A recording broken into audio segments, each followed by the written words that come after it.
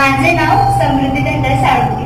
मी नगरमध्ये राहते आणि माझी फॅमिलीमध्ये वडील, माझी आई आणि माझा भाऊ मी राहते.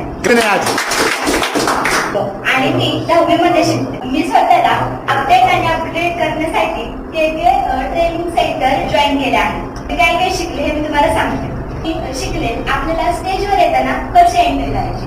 आपण घाबरायचे नाही. घाबरून स्टेजवर आलो तर आपण काही बोलू शकत नाही. आपल्या मनातली भीती काढून टाकायची आणि स्टेजवर येताना आपल्याला कम्फर्टेबल करायचं आहे. थांबायची स्टेप आपली कशी पण नाही पाहिजे. आपल्याला बोलायचं कसे, थांबायचं कसे. सर्वात पहिलं आपले जे हात आहे त्याला ट्रायंगल म्हणतात आणि सक्सेस सिम्बॉल असं सांगितलं आहे. मला क्लासमध्ये आल्यावर माझ्या मनातली भीती गेली. ह्याचं मला खूप चांगलं वाटतं, कारण मी स्टेजवर जाताना माझ्या मनात इतकी भीती होती, पण ती भीती निघून गेली आहे. ते जे बोलू शकते ते फक्त सगळ्यामुळे. Thank you sir.